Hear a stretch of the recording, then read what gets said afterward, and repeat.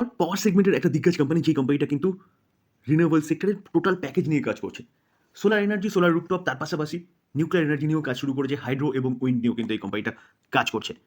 তো স্যার এই কোম্পানিটাতে দেখলে দেখা যাবে, দেখুন কি বলছে যে ফরেন ইনস্টিটিউশন ইনভেস্টাররা 0.67% তাদের স্টেক ইনক্রিজ করেছে।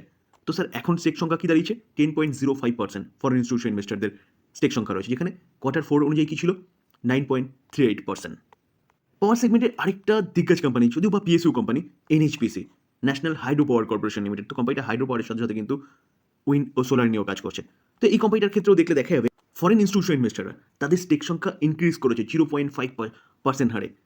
তো স্যার আগে তাদের Q4 অনুযায়ী তাদের স্টেক কত ছিল?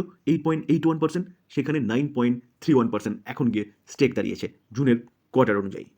এসিএমই সোলার হোল্ডিং লিমিটেড। তো এই কোম্পানিটাও কিন্তু রিনিউয়েবল সেক্টরের কোম্পানি, যে কোম্পানিটা কিন্তু সোলার, উইন্ড ও হাইব্রিড নিয়ে কাজ করছে। যেখানে এই কোম্পানিটাকেও দেখলে দেখা যাবে এখানেও কিন্তু ফরেন ইনস্টিটিউশন ইনভেস্টাররা তাদের স্টেক সংখ্যা কি করেছে? ইনক্রিজ করেছে। কত? 1%-এর ওপরে। 1.02%, যেখানে আগে তাদের স্টেক কত ছিল? 4.74% Q4 অনুযায়ী, সেখানে এই কোয়ার্টারে তারা কিন্তু এতটা স্টেক বাড়ানোর পরে স্টেক সংখ্যা দাঁড়িয়েছে কত? 5.76%। পাওয়ার সেগমেন্টের একটা দিগ্গজ কোম্পানি, যে কোম্পানিটা কিন্তু রিনিউয়েবল সেক্টরের টোটাল প্যাকেজ নিয়ে কাজ করছে। সোলার এনার্জি, সোলার রুফটপ, তার পাশাপাশি নিউক্লিয়ার এনার্জি নিয়েও কাজ শুরু করেছে, হাইড্রো এবং উইন্ড নিয়েও কিন্তু এই কোম্পানিটা কাজ করছে। তো স্যার এই কোম্পানিটাতে দেখলে দেখা যাবে, দেখুন কি বলছে যে ফরেন ইনস্টিটিউশন ইনভেস্টাররা 0.67% তাদের স্টেক ইনক্রিজ করেছে। তো স্যার এখন স্টেক সংখ্যা কি দাঁড়িয়েছে? 10.05% ফরেন ইনস্টিটিউশন ইনভেস্টারদের স্টেক সংখ্যা রয়েছে, যেখানে Q4 অনুযায়ী কি ছিল? 9.38%।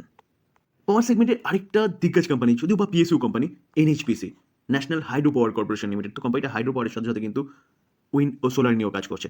তো এই কোম্পানিটার ক্ষেত্রেও দেখলে দেখা যাবে ফরেন ইনস্টিটিউশন ইনভেস্টাররা তাদের স্টেক সংখ্যা ইনক্রিজ করেছে 0.5% হারে।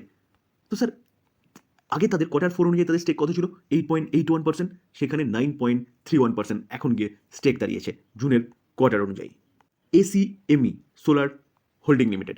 তো এই কোম্পানিটাও কিন্তু রিনিউয়েবল সেক্টরের কোম্পানি, যে কোম্পানিটা কিন্তু সোলার, উইন্ড ও হাইব্রিড নিয়ে কাজ করছে।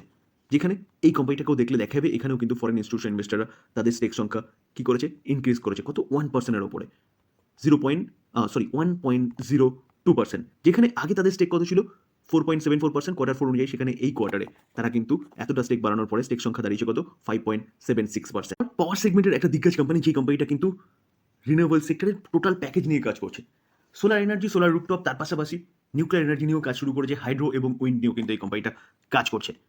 তো স্যার এই কোম্পানিটাতে দেখলে দেখা যাবে, দেখুন কি বলছে যে ফরেন ইনস্টিটিউশন ইনভেস্টাররা 0.67% তাদের স্টেক ইনক্রিজ করেছে। তো স্যার এখন স্টেক সংখ্যা কি দাঁড়িয়েছে? 10.05%।